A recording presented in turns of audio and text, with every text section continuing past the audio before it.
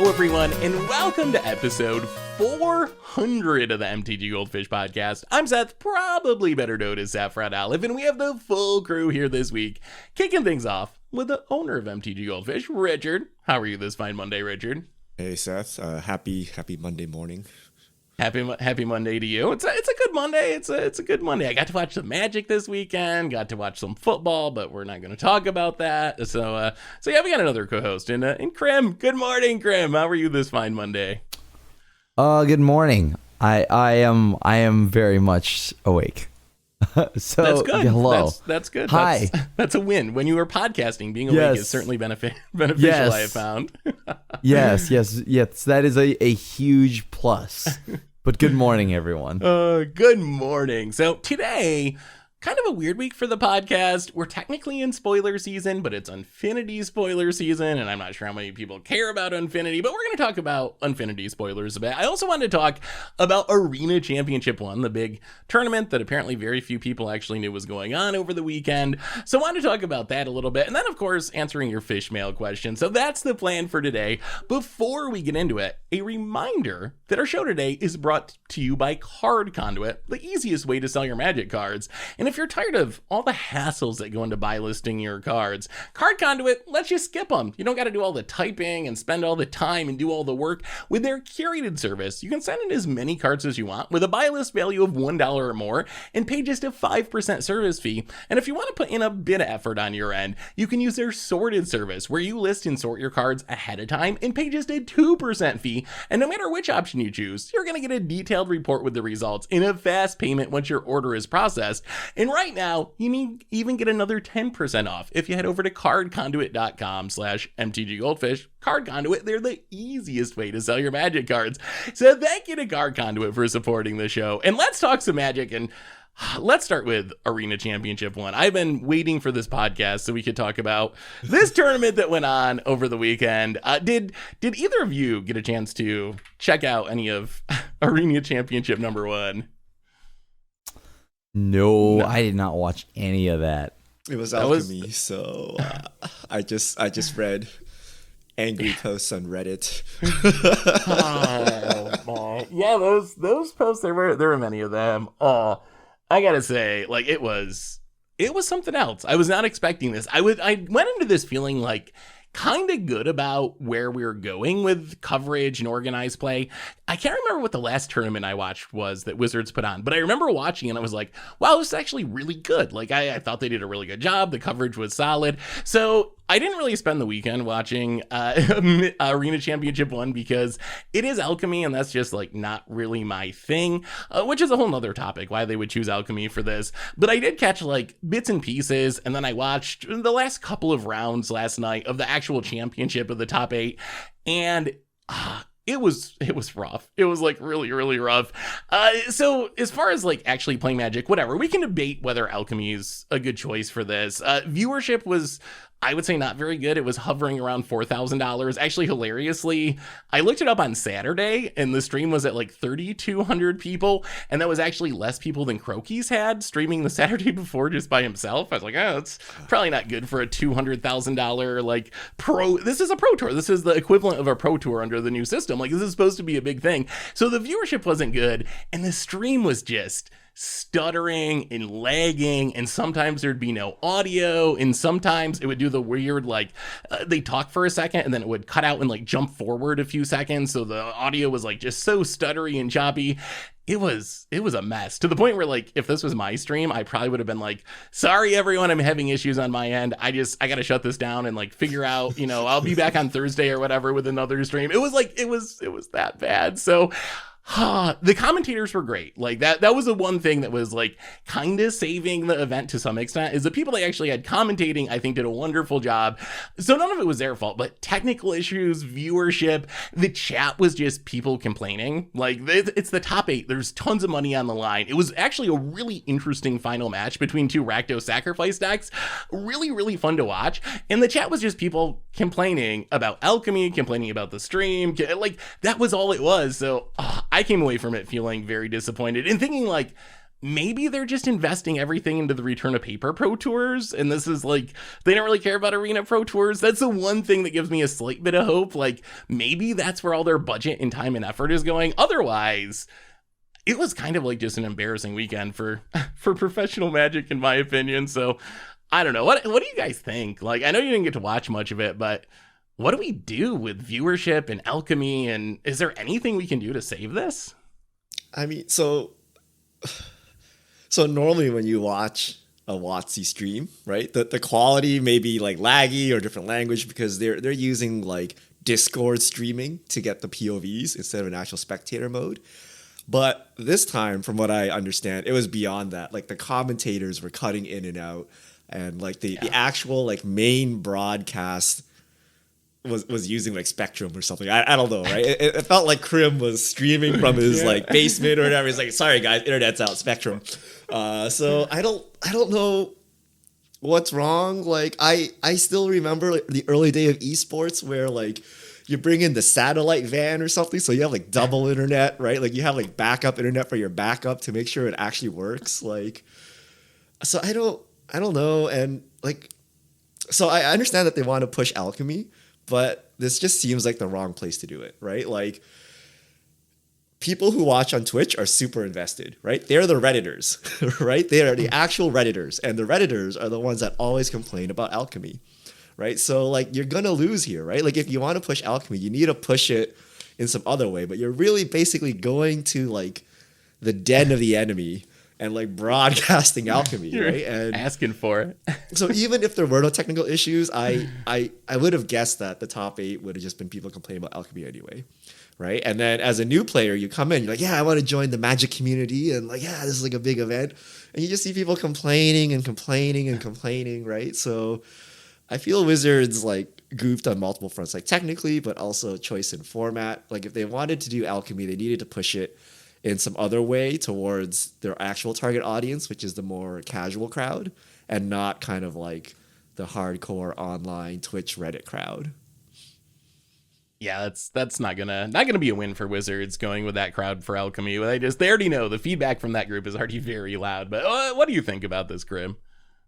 I would have, understanding the toxicity that comes from the chat, like, and I'd fully expect that, I would have just turned off chat after a certain point. Like, to be honest with you, like I you know, people are going to be super toxic if it's anything Alchemy related, right? So that's why it's just like, okay, I think either A, you turn off the chat and then deal with it, just like whatever, it's a pro tour with no chat. I would sooner accept that, like, if I knew I was streaming that just for if I was broadcasting anything Alchemy related, just like Richard had mentioned, you know, if you're a new player, you want to get hyped on Magic, you want to get into it, you go and tune into the Pro Tour equivalent, and it's just people complaining 24/7. I don't think you want that. Other than that, I think I would have maybe changed the format if this is like this was the first thing, right? Like that we broadcast, like getting back into under the new competitive circuit. So I don't know. I probably wouldn't have chosen Alchemy as the first format, but on top of that, I would have also probably just turned off the chat. I mean, isn't turning off the chat like, isn't that admitting you messed up? Like, if everyone hates what you're doing so much that they're being like, hey, don't do this, like, the solution isn't turning off your YouTube comments. It's like doing what your audience wants and what your customer wants. Like, well, I mean, exactly, right? Like, if you fully went into this knowing it's going to be Alchemy, yeah, why not? Just like, sure. Like, you know, people are upset about it. It's not like all of a sudden if the set changes or if, like, you know, there's a new PT rule or like under a new PT system, everyone's going to love Alchemy, right? So honestly, yeah, I would have just turned off the comments and just taken the bullet on that and then just kept going with the broadcast.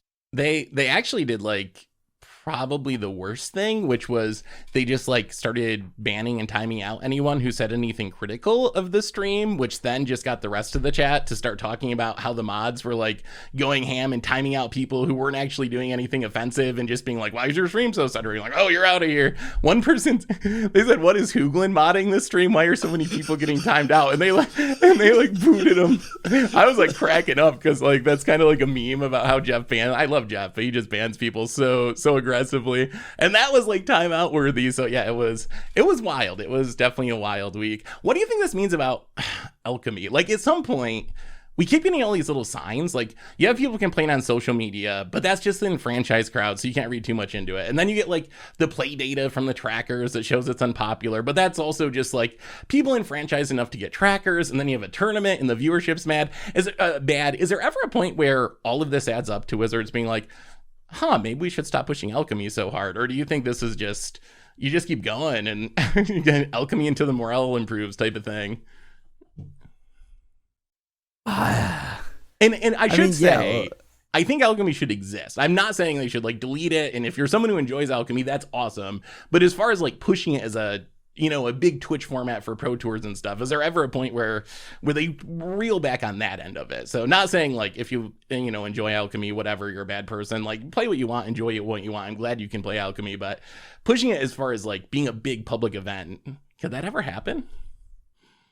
At this point, I don't know if it could. Just because even people like people will just stop by to like pretty much like talk trash on Alchemy, right? No matter what. So I think that at this point it's just if people are gonna say anything about Alchemy, it's never gonna be anything good. So the press around it and everything around the format as a whole is probably not great. And so I think it's kind of unfortunately doomed. So I don't know. I don't think that Alchemy is the way to go, unfortunately. Yeah, I think the name is doomed. If you want Alchemy, you gotta like toss it in the dirt and like rebrand it as something else. Mega Alchemy. But like it really serves no purpose, right? Like one standard is good, Alchemy is useless, right? One standard is bad, you might play Alchemy. Right? So like, are you banking on standard being bad all the time so that you can have like the backup standard to actually work? Like if they're both good, like you have two rotating formats that like do weird things. So I think that Wizards will just fold Alchemy after a while, right? That they'll, you know, standard's a really good spot right now. So like they can do it. And I think just like having this distraction that's Alchemy doesn't make sense, right? And especially on Arena, now that you have Historic and you have Explorer, there is no real need for this other format in addition to Limited, right? And then you have Brawl. So I would actually rather see them push like Historic Brawl or something than like keep pushing Alchemy, right? Like we already have so many play modes on Arena. What is the point of Alchemy, right? And the only point is when Standard is horrendous, and you should probably fix that because Paper Magic is still a thing, right? Yeah, that's kind of where I'm at too. Like, I know I'm probably like biased because I don't really play Alchemy, and we've talked at length about the issues that have come up with Alchemy, but really, I don't really see the point of it either. I feel like your event, if it was standard, it would have went probably much smoother. Or if it was even Explorer, Historic, it probably would have been a lot smoother. So hopefully Wizards doesn't just keep bashing their head into this Alchemy wall over and over again, because we know how it goes. We saw an example of it again this weekend, and it was not good. The other feedback that I think is really interesting, and I want to know what you guys thought about this. So one big thing I noticed with chat, which I think is a legitimate complaint, is I don't know what the cards do. I can't see the cards. People were playing special versions of the cards. There were players from all around the world. So some players had cards in non-native languages for some people. And there were people who I assume were newer players that are like, I don't know what that card style is. Like, I don't know what that card is. And something that people said in chat that I think is right is, well, the solution is a spectator mode. We know that. We know that that's the solution, but Wizards is not moving quickly or even at all towards that. Is there any merit to being like, you can't play card styles in these tournaments? Or I guess it wouldn't be fair to make a Japanese player play with English cards because then they're a disadvantage. Is there anything you can do about this as like a workaround? Or is it really like, just get your stuff together, Wizards, and put spectator mode in so people know what's going on? I mean, so the only reason for pro Magic on Arena is to sell cosmetics, right? There's like no way to monetize this in like any way. I guess you can sell cards as well, right? Like you craft wild cards, right? But like when you release any new cosmetic for like any game, they want to celebrate it with a big tournament, with events, whatever. Like everyone needs to know you can get like anime Jace the Mind Sculptor or something, right? And then everyone's like, oh my God, right? I don't know what this is, but I'll buy it, right? So they cannot disable skins. That is very sad, right? And you can't make people play in different languages. That's weird. So Yeah. like spectator mode, right? Spectator mode is the answer to this. And especially in client spectator mode, where you can just follow along. You can hover whatever cards you want. You can expand the graveyard, take a look at it, right? Like that's what you really need, right? And it's been how many years? And I don't know. Like I feel they've given up on esports, right? I felt if esports was a thing, like spectator mode should have been here like somewhere, right? But I don't know. Like spectator mode fixes everything. Fixes the lag, fixes the languages, fixes the card styles. Like even if your player doesn't want to play with the skins, you can force skins on the UI to sell whatever you want to sell, right? Like, Yeah. So I don't know. Like I feel like there's just some budget for esports, and they just use it up to say they used it, but like they're not really trying to push it or do anything, right? Like I would say, rather than being damning for Alchemy, this tournament's kind of damning for competitive Magic, right? If this was like the first big esports thing in a while, and this is the level, like the technical incompetence that they showed, and also just like, you know, what they thought about marketing it and like how they appeal to the audience, like I think they're not investing in esports anymore. Like, wait, what did the CEO say at the last like investor? Are we a top 3 esport card game still? I think that's died down. We haven't heard the top 5 esport thing in a minute. So I came away from it wondering if they cared. Like that was my impression. Like maybe Wizard just really doesn't care about this, and like the community was so vocal about esports and Pro Tours ending that they felt like they had to bring something like this back, and are just like doing the bare minimum to like make people sort of happy that it exists, but not really putting in a lot of time, effort, or money into it. But I don't know. Do you think paper will be different? Like we do know paper Pro Tours are coming back like in February or something. We don't have the exact date yet, but it's coming back this winter. Is this what we should be expecting for that too? Or do you think that's gonna be different and more better? I don't know. Focus, good, something.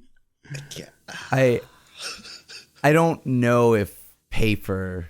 I mean, I think paper will do better, but like I don't know if it'll be like, oh my god, competitive Magic is thriving now. I'm a little bit worried when it comes back. It'll still kind of be in this like little waning like area of just like I don't know. No, I don't think I'm exactly hyped on it returning either. It's not that I don't have confidence about it. So there's no spectator mode in real life. there's no, you can't read the card. Now we can play it. Yeah, I can't. But right. Have you We seen trade standard one thing. prices? Like, it's $600 for a deck in standard if you're playing black, which, newsflash, top 5 decks are black based, right? Like Meatballs is like $75 or like something ridiculous. Yeah. Like I can't imagine you tuning in and on Twitch and being like, yes, let's build this deck. And they're like $600, right? Like, so paper has its own concerns. And I don't know, maybe just go modern. Like you might as well just show modern and forget standard whatsoever. But like a standard pro tour, I don't know, would do well either, because I don't know anyone that plays standard anymore, or anyone can afford to play standard anymore.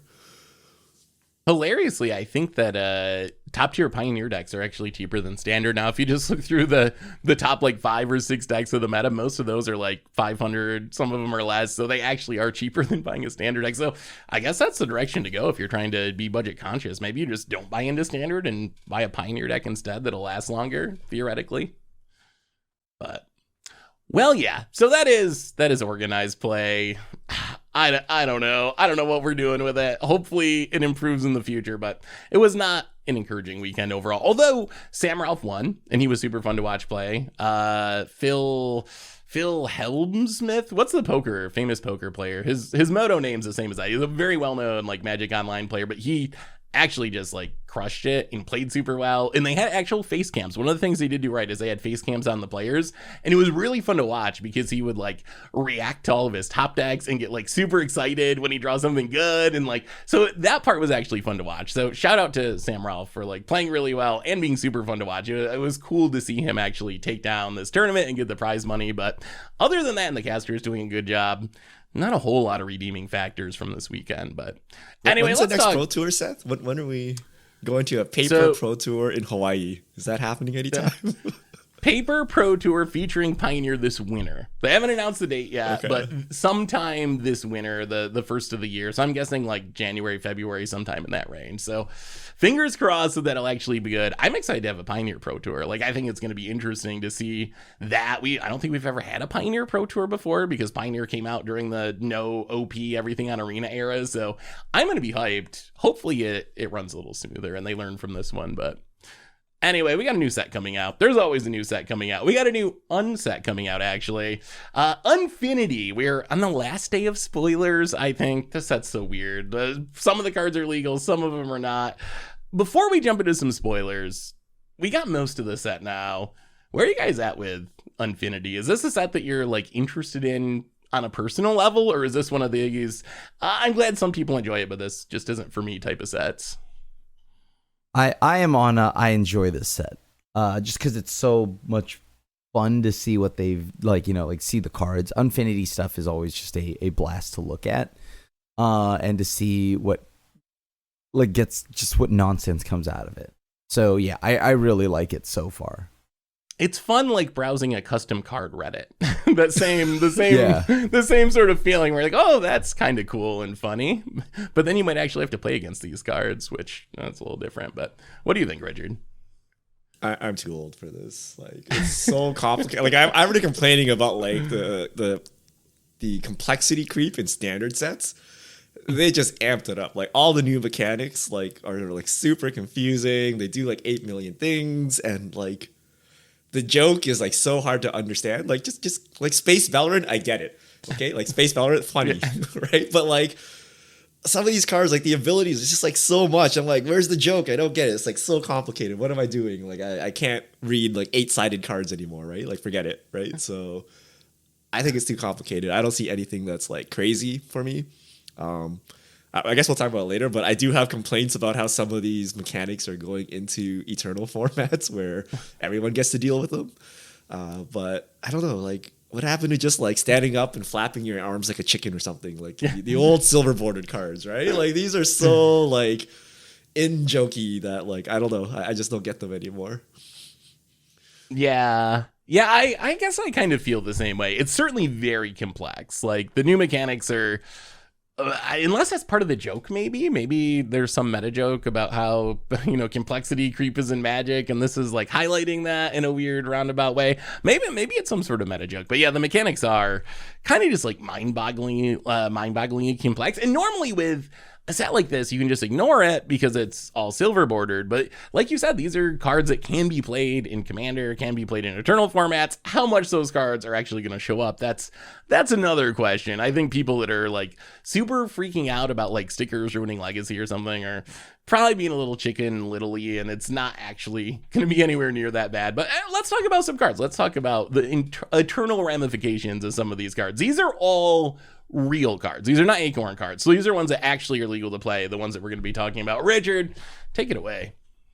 All right. So as a reminder, as Seth alluded to, some of the cards in the set are legal in Eternal, which means Legacy, Vintage, Commander, and some are not. And the ones that are not have an Acorn holo stamp in the bottom middle.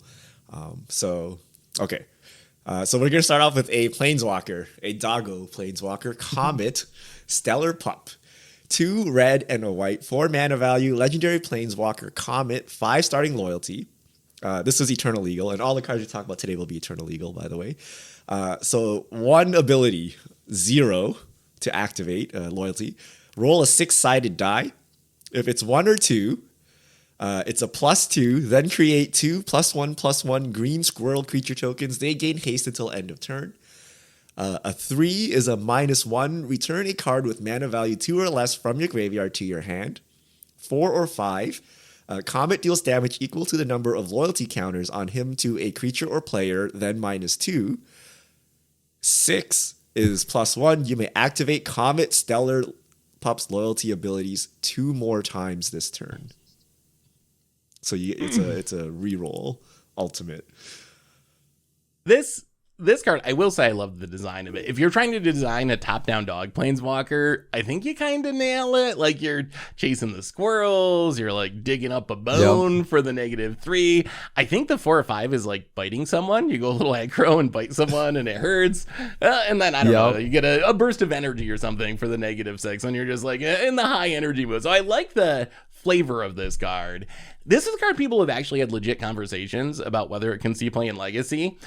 I guess I'm not a super Legacy expert. I don't see it. I think like all these abilities are good, but traditionally random effects are just not as good as they look because you're not going to get the right ability for the situation you're in. So I think if this was controlled and you had this same planeswalker and it didn't involve rolling a d6, I think it would be very strong.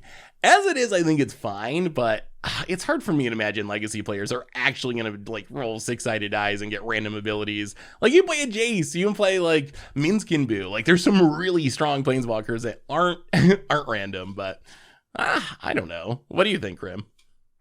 I love the card itself. I think it's hilarious. I think it's going to be a blast to play with.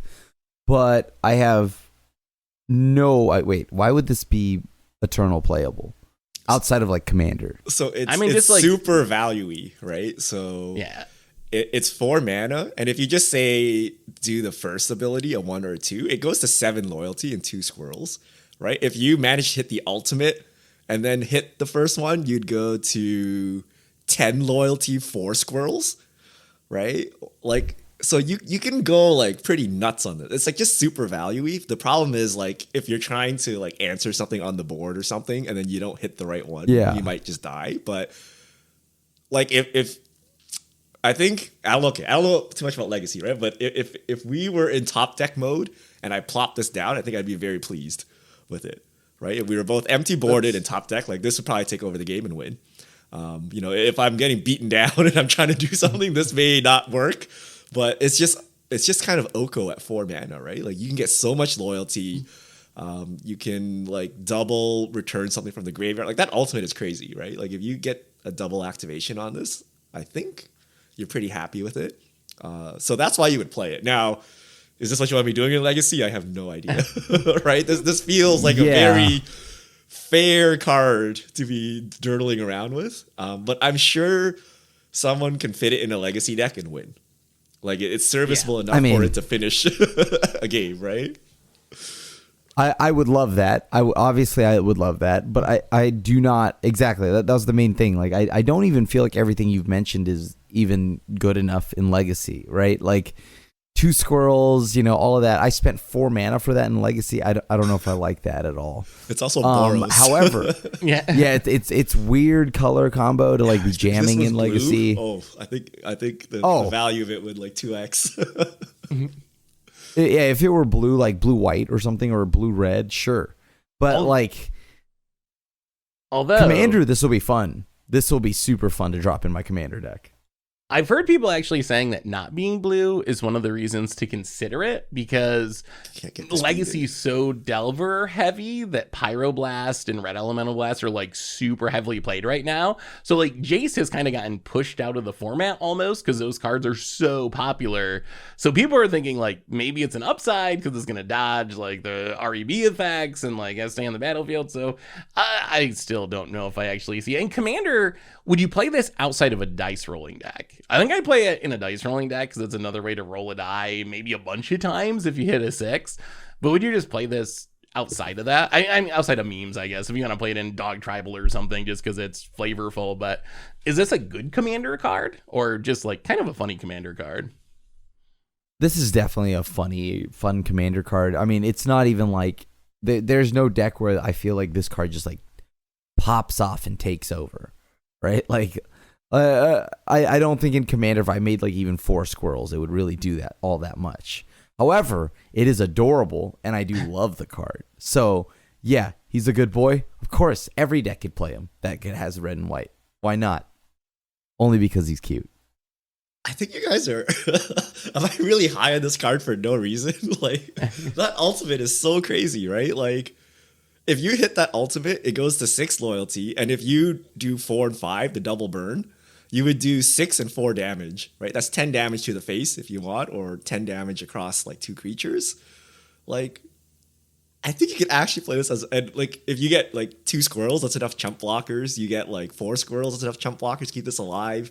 You're sitting at 10 loyalty. Like, who's gonna kill this? It's like an Oko. So I actually think you could play this in a non-meme fashion in Commander, like just as a pure value engine. The thing is, though, you got to roll a 6 to do it. So you're only going to have that, 16%, 17% of the time or something? Like, Yeah. If you could always do that, that would be great. But is doing it, 1 out of every 5 or 6 games, is that still enough to make it exciting? Like 2 squirrels, 7 loyalty for 4 mana. Yeah. Okay. You can crew Heart of Kirin forever. I don't know, man. I feel this has potential. Like, this is... You can. I feel you can play this in a non-meme fashion and get something done with it. I mean, it does. All Really? the abilities are good. Like getting back something from a graveyard, that's good. The squirrels are fine. Dealing a damage, probably enough to kill something most of the time. So none of the abilities are bad. I'm still just, I don't know. I've heard people talk about trying to like combo with it with like barbarian class or pixie guide stuff that gives you more die rolls. The problem with that plan is though, if you actually read those cards, they don't let you pick the dice that you want to keep. It just lets you ignore the lowest roll. So you don't actually really gain more control over Comet. You just like are more likely to get a 4, 5, or 6 really because you're cutting the lowest dice rolls off of it. So I don't know. Well, I'm ready for Dog Komodo. Oko. I'm ready for 1 month from now. We're eating our words, and we're like, "Oh my god, who didn't see this dog coming? Like, so much value in 1 card." And we're all like, "Oh, vintage is in Shambles. The format is a Comet format. Okay. Everyone's People sitting will there play with like Pyroblast, like, "Oh, what do I do against this?" Blue Elemental Blast will be the new tech because you got to stop this card. I think we will see someone 5-0 with it if it's on Moto. People are going to jam it in their decks. Like, and it's good enough that you could win with it in your deck. Is it actually better than Minskin Boo or something? What is it? CEDH viable? That's your department. Would you play this in your Rogak Arden pile, Richard? Is it you can get back your, I don't know, not Swords to Plowshares because you don't believe in that. Okay, so I gotta Dousing go, Dagger. I gotta go join a small CEDH tournament and play Boros stacks and like finish the job with Comet. All right. Next card. So we alluded to Mr. Space Bellerin. So 2 white and a blue, 3 loyalty, legendary planeswalker Jace, Space Sculptor. Jace divides the battlefield into alpha, beta, and gamma sectors. If a creature isn't assigned to a sector, its controller assigns it to one. Opponents assign first. +1, creatures in each sector can be blocked this turn only by creatures in the same sector. -1, put a +1/+1 on each creature in the sector of your choice. -5, destroy all creatures in the sector of your choice. We finally got a standard with no Jace, and it turns out he was just lost in space, apparently, wandering around out there in the stars. This card is bad, right? Like, this one seems way worse than Comet to me. I can kind of buy the Comet doing good things. This, though, seems like it just does not much. Maybe in Commander, I guess it's like kind of silly and fun, but it still doesn't seem like a powerful card to me. I think that in a Commander format, this is like definitely still worse than Comet, but like it can be played alongside with like blue-white flyers and stuff like that. Just I don't know. It seems pretty fun, right, to play with. Other than that, I mean, I don't think like it's hard to keep up with when it comes to board state wise. I don't think that was like one of the big complaints. Like, how do you manage this? This is not that hard to manage. Do I think the card is bad in any format outside of Commander? Yes, it is awful in Vintage. It's awful in Legacy. I don't see why I'd want this. So I think it's a fun card. I think it's super funny to see. So that's why I'd play it. So you remove like a third of the blocker. So like, okay, say we have like giant EDH board. Okay. We all have 10 creatures. Yep. Your opponents need to divide into 3 sectors. If they stack it all into one, then they're going to die to an Alpha Strike, right? So most likely they need to split it amongst 3. So, and then you can stack all of yours into one sector and then do the plus and like Alpha Strike, or do the minus and like pump them all up or something like that. Like, I don't know what you would do with this. Like, I feel everyone would just concede and go away. Like, can you imagine remembering which sector all your creatures are in and like keeping that assignment up and making sure your blocks are legal? Like, what if, can you ban across sectors? I don't know. So like, it's just super confusing, and I don't know what fun we added Nobody to this plays ban. and what this has to do No with one plays ban. Jace. And- but yeah.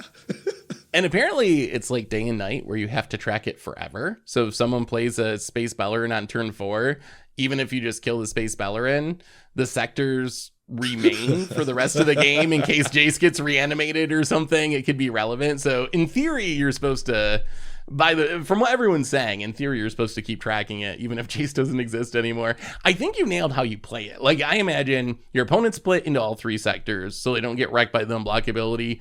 You go in one sector to try to maximize like the +1/+1 counter unblockability. I don't know. It's still 4 mana. Like, is making your team like pseudo unblockable or putting a, aren't there just easier ways to do that? Like, if you play a Jenny Goldmane, you put a counter on all your stuff, or there's ways to make your stuff unblockable or give them evasion. I guess you just play it to troll, because everyone, I think the fact that everyone's so salty about how this card's gonna play and having to sort their stuff, I think you just play it to be like, like, have fun tracking 4 battlefields now, everyone. Gotcha. I mean, cards like that have already existed throughout Magic, though. That's true. Like, I don't Raging River, right, like, or whatever. Yeah, you have Chaos Moon. You have, like, you know what I mean? Like, there's lots of random troll cards that have existed. So I don't know. Like, this one's actually fairly easier to track. That's, I mean, yeah, Is you it? split it into different piles. I dislike that you're supposed to keep tracking it. That's the part that gets me. Like, I could see, like, if it only worked when Jace was on the battlefield, but doing it for the rest of the game, maybe just no one will do it. I think that's what people do. It matters because you can play another Jace later on, or your opponents can play their own Jace, right? You can have a Jace off, right? Like, I don't know what universe or you're all living in where you think that everyone's gonna just start packing Space Bellerins because, like, this card is still bad. Like, it's the meta, you know. When your opponent plays Space Bellerin, you need a counter with your own Space Bellerin, you know. Okay. I mean, you're right. You might have to change like the sectors. God, that is a very weird timeline. Like, if you think that all of a sudden it's gonna be Space Bellerin mirrors, I'm sorry. I don't think that's gonna happen. I mean, so the argument against this card and older cards. So if this set is popular, right, people will just open Space Bellerin and they'll just throw them in their decks for the memes, right? They're not going to go buy whatever, 1997, horrible mechanic card just for the memes. And I think the biggest argument for this is if I'm playing EDH and I sit down and you play Universes Beyond cards and I don't like them, it's like, whatever, right? They're on your side of the battlefield. I don't need to interact with them. I might need to block them or something, right? But if you play Space Bellerin, I'm sitting here assigning sectors and blocking sectors and whatever. Like, I have to opt into your card, right? So I think some people get salty over that, right? The people that don't want kind of like the acorn mechanics, even though this is an eternal mechanic, it feels weird and you have to play with them. And it could be vaguely popular just because people open this thing and they'll just put in their deck, just like for whatever, right? So we're going to see how tolerant the community is against playing. Like, would you rather play against Janeth Magistrate or a Space Bellerin? We're about to find out, right? Like, are we gonna have Rule 0 conversations about Unfinity? I don't know, right? But that would be my concern, because a lot of people don't like Unfinity, and this kind of just forces it into the whole table, right? I mean, thankfully, it's not super powerful. Like, if you had a Jace the Mind Sculptor or something that was having a mechanic that a lot of people didn't like, that would be worse. Yeah, I'm sure some people will put it in their decks because they opened it or whatever, but I think the fact that it's powered down so much means that in practice, I would be surprised if you're seeing this often in your random pickup commander games. And once in a while, I guess you can deal with it, even if you don't like it. There's a lot of cards in Magic that you don't like, you get Blood Mooned or killed by Ragavan on turn 5, Crim. And you just suck it up and deal with it, and then you play again next week and try to get revenge on Crim for killing you on turn 5. Yeah. And then, by the way, everybody now understands why we kill the Merkle deck on turn 5. All right. So new mechanic. Attractions. Okay, attractions is very complicated. We'll start off with Myra the Magnificent. 2 blue and a red. It's a 2/4 legendary creature, human performer. Whenever you cast an instant or sorcery spell from your hand, open an attraction. X, tap, exile target instant or sorcery card with mana value X from your graveyard, and choose an attraction you control that doesn't have a midway counter on it. Put a midway counter on it. When you visit that attraction, copy the exiled card. You may cast the copy without paying its mana cost. Now, attractions have their own deck and graveyard. When you play Constructed, you will choose 10 attractions. They must have unique names. And when you play an attraction, you'll get 1 random off the top. And then when you visit an attraction, you roll a die, a 6-sided die. There are lit up numbers on the side of the attraction. If you match those lit up numbers, you get the ability. And an example is Haunted House. I have one that's lit up on 3 and 6. Visit, return target creature card from your graveyard to the battlefield. It gains haste. Exile it at the beginning of your next end step. And Haunted House has multiple versions, and different versions have different lit up numbers. So your die roll needs to match the number, and then you get the effect. And then this thing comes in its own 10-card deck, so you get a random one, and you can only have unique names, so you can't have 2 with like 2 different lit up numbers. And this is Eternal Legal, and there's also Acorn Attractions. So. Yeah, that mix those together. It would be too simple if they were just all legal or all not legal. I mean, this is just so convoluted. It's like, it reminds me of dungeons, like venture into a dungeon, but just like way more random and way more convoluted. But the way it's going to play, I think, is kind of like venturing into a dungeon, but the dungeon you get's going to be random. And then there's only like a 50% chance or whatever that you actually trigger it each turn because it's based on a die roll. So I think if you add all that together, it means this is not actually gonna matter anywhere. Like, do people even want to do this? Does anyone love this mechanic enough to even build a commander deck around it? I'm guessing the answer is not very many people. So I feel like, yes, it's convoluted and super complexity creepy, but maybe harmless because it's just so bad not many people are gonna play it. That's what I'm hoping for, at least. I don't know about that, Seth. I don't know. Some of these cards are pretty darn fun. Are these coming to Moto? Just curious. I would be shocked. They have to overtake Vintage and Legacy, and then we might see them added eventually. Because that's kind of a bummer. Because like I would play Space Bellerin on Moto in Commander, right? Like so, like these attractions are like hilarious. I want to jam them. I just want to see if I can roll dice. First off, I want to see if Moto can handle a die roll, because it barely is able to handle anything else. So if they add a dice rolling system, so you can see if you match the numbers on the side, the fact that like there are different versions of each attraction with like as in different numbers. I think that's kind of humorous. This is a set I'm all for, and I so far I love these attractions. So I could see me just building an attraction like deck.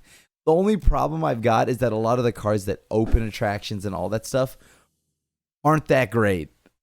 They aren't that great. And the attractions in general are like pretty hit or miss. You got to have 10 of them. You're going to get random ones, so you can't choose like the good one for a situation. And while some of them are pretty good, like, reanimate a creature until end of turn or whatever, some of them are like, target creature must be blocked this turn, or, just like pretty, that's why that reminds me of dungeons. Like some of the effects are like kind of strong, but then there's a lot that are like kind of meh, like Scry one or whatever. So you have that like dungeon power level, except you can't like choose the most beneficial path to go. You just gotta literally roll with the punches and see what your dice says. Is this like you can have 10 and only one of each attraction? Minimum of 10, and you can only have one of each with the same name. So yeah. Dang it, because Wait, I really want that Do merry-go-round. they trigger every turn? Like aside when you open it, it triggers, right? Do they trigger like every upkeep or something? I believe that they trigger every upkeep. So once you have attractions going, you'll roll. So you could theoretically, if I'm understanding it right, get multiple attraction abilities. Like if you Oh have my multiples where God. if you roll a 3, it triggers and you roll a 3, then you would get both of those on your upkeep. That's my current understanding, but I'm sure the chat will let me know if I'm wrong. The comments will point it out. You can. There's no way I'm not. Okay, I would build an Attractsa deck, and then oh my God, I think it's perfect. It's perfect. I think that's why they have the versions with different numbers. So you get to choose, like, if you wanted to, you could try to have 10 attractions that all trigger on the number 2 or something. So then if you roll a 2, you're going to get a huge turn with tons of stuff. But if you roll other stuff, you're going to be sad. Or you can try to split it up. So you have When you want to cover each of the numbers covered and get a little bit of value no matter what you roll, but you're never going to trigger a bunch of them at once. So I think that's the idea of why they made so many different versions of them. Okay, I'm just gonna say this sounds like the most alchemy mechanic ever. Like, this sounds like it is a digital mechanic, and they're trying to make it work in paper with like 8 layers of randomness, right? Like this seems like ETB random effect, right? Except I have, a 10 card deck that's randomized, and then a die roll that's randomized to trigger abilities. this seems pretty fun. There's some fairly efficient like attraction Hall opening of stuff, right? There's Mirrors? like a 1-drop Savannah Lions comes into play tapped. When it dies, you get to open an attraction. There's Most Dangerous Gamer, 4-mana 2/2 legend with Death Touch. When it ETBs or attacks, you open an attraction. When you open an attraction, put a counter on it, and when you claim a prize of an attraction, you can destroy any permanent. I don't think this is gonna make it like legacy playable, but I think you could build a commander deck around it if you wanted to. Like if you actually did want to build attraction tribal, like I think the pieces exist to do it. I don't think it'll be high powered, but it would work. What about Dick Fit? If they add a Tomoto, I'm building Most Dangerous Gamer and Nick Fit just to say that I did, just to say that I tried it. Every time you have some horrible standard looking card, you gotta Nick ask, Fit. like, what about Nick Fit? Can you win with it in Nick Fit? What is the maximum deck size you can have now with all the accessory decks? You can put like dungeon. So you need so you need the sticker Yeah. board with your different sticker cards. You need the attraction board. You need your dungeons, Monarch, Initiative. You gotta have those tokens just in case. Am I missing anything? Actual sideboard, of course. Companion. You could have a companion in there. Yeah, companion. Okay. Do you think WotC will update the deck registration form? It only has like main deck and sideboard. Like, where do I put my stickers in my attraction deck, huh? WotC? Can I play guess Paper Legacy tournament? Yeah. I assume you would have to register it. Like if you were actually going to play stickers or attractions in a tournament, you're right. Wow. So do you think this is good for the game? Do you think so the benefit of this is it's like kind of fun and quirky and something different. But then the downside is it's really complicated. And since it's eternal legal, it exists literally until the end of time. So once you add something like that into the game, like 30 years from now, they can still put stickers on things if they want to. Do you think overall it ends up being a positive or a negative for the game? I think it's funny. So I think it's a positive. Like everybody calm down. Just If because these you cards can aren't even that good. doesn't mean you should. Like, imagine sitting down with a new player. You're like, hey, Jane, would you like to play EDH with us? I have a pre-con for you. And then your buddy over there like busts out this Unfinity deck, and you spend like 80 years explaining attractions and stickers, and like they're just like, what the heck is vigilance? How do I block? Right? And you're like, oh, but wait, you have to choose a lane. Okay. And then my planeswalker goes to 4. It's like so convoluted. Is it really that? Is it worth the fun? Like, yes, it's novel, but like, is it worth it to add all this complexity to the game just for this? Like, nowhere on this card does it explain how any of this works.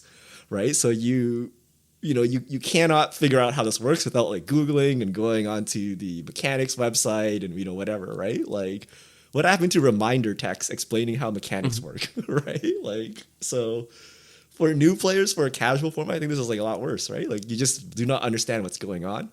and you will probably play it wrong yourself, right? And it's just like a big mess. Like, and for what? Like, attractions? Like, was that worth it? Like, at least Dungeons and Dragons, like dungeons, you wanted dungeons for Dungeons and Dragons, but like attractions, like, is it really worth it?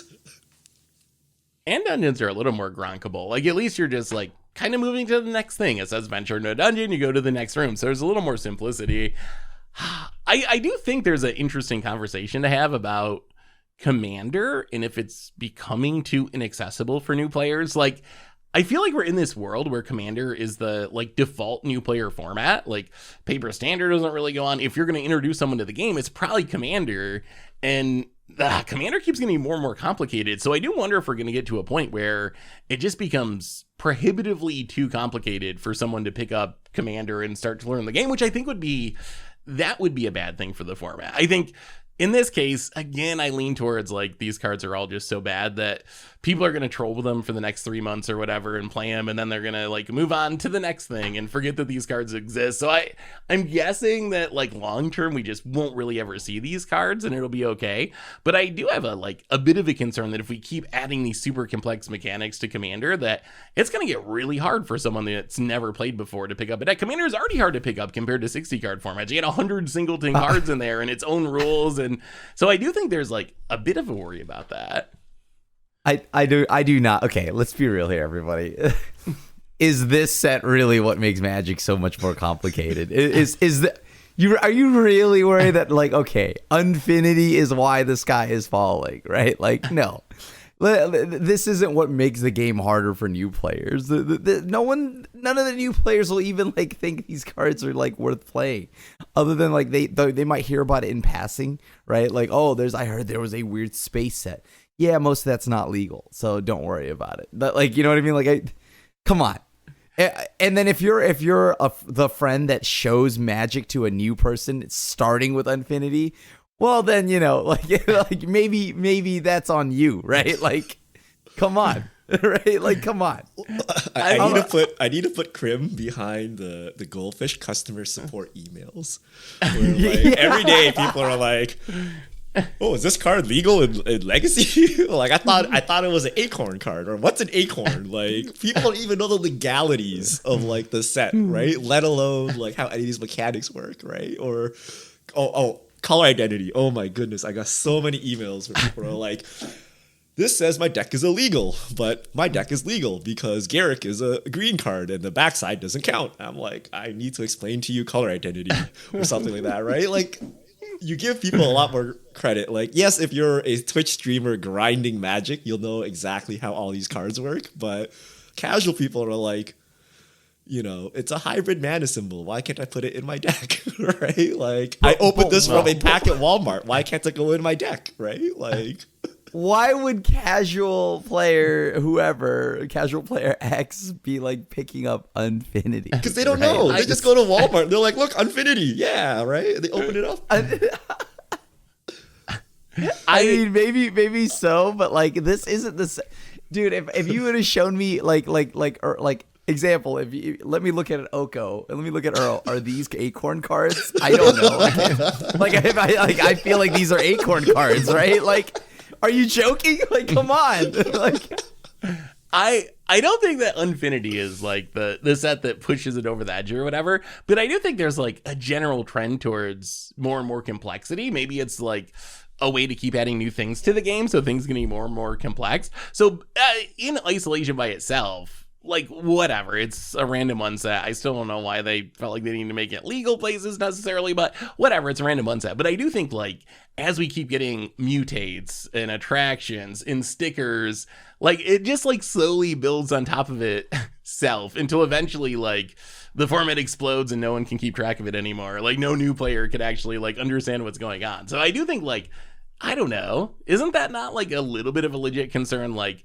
just the overall trajectory towards like complexity and sticker boards and attraction boards, companions, mutate, like, it just keeps piling on top of each other. I wouldn't want to be a new player trying to learn Commander today. Like, compared to like 5 years ago or 10 years ago, I think it'd be much tougher to pick up today. I mean, I think But it like just means Commander isn't hard to pick up with new people if when there's pre-cons. You can very much so fine-tune the experience, right? Like you know, like you kind of have a starting point, right? And then sure, like if you play against Attraction, my Attractsa deck, then sure, all right, then we can be concerned about it then. But like, I don't know, I don't think that Commander with all the precons that come out every set now, it's not. I think there's a good starting point for all of it. It's probably easier to start than like Standard. Yeah, I think this complexity creep means the majority of Magic players are old-time players, all right, or existing players, right? Like if you just give them another Grizzly Bear, they're like, ugh, what is this? I need some new mechanic, right? But if they were mostly new players, like every mechanic to them is new, right? They can play like 25 years of mechanics. They don't need new mechanics, right? So it worries me that Wizards is pushing so hard on complexity because that means it's the aging player base that needs something new, right? Like we need the next Oko, we need Comet, right? Like we're not happy with like some dirtily card, whereas new players would just be happy, like, oh look, it's Jace in space. That's funny enough for me, right? Like they can play it, right? So that's a bit of concern, and yeah, I mean, I think Krim is right. This is not the set that's like the nail in the coffin, right? But it's just like another step in that direction, right? And yeah, good luck. Good luck playing Magic in 2022 from scratch, right? Like it's very difficult. Oh, anyway, that's I think all the time we have for Unfinity stuff, unless you get any final thoughts. But we should probably hit a fish mail or two. All right, let's fish mail it, Richard. If you have questions, send them to @MTGGoldfish with the hashtag MTGFishmail, and we'll get to your questions on air. I'm starting to think, make Vara happy. I'm starting to think Maro was right about silver borders. I would not be following Unfinity previous season if there were no Eternal Legal cards. But now I see a bunch of Acorn cards I want to rule 0 in, I otherwise wouldn't pay attention to. Thoughts? So have there been Acorn cards that you guys like, wow, this card's like amazing, I want to play with it? No bias, but like, you know, the card I spoiled, Grey Merchant of Alphabet, is really funny. I would love to play that card, right? Like 3 black 2/4. When Grey Merchant of Alphabet enters the battlefield, choose a letter. For each creature you control that has the chosen letter in the name, you gain 1 life. Each opponent loses a life. Flavor text also acknowledges Gary. Like it mentions Gary. But like this card just seems funny to play with, right?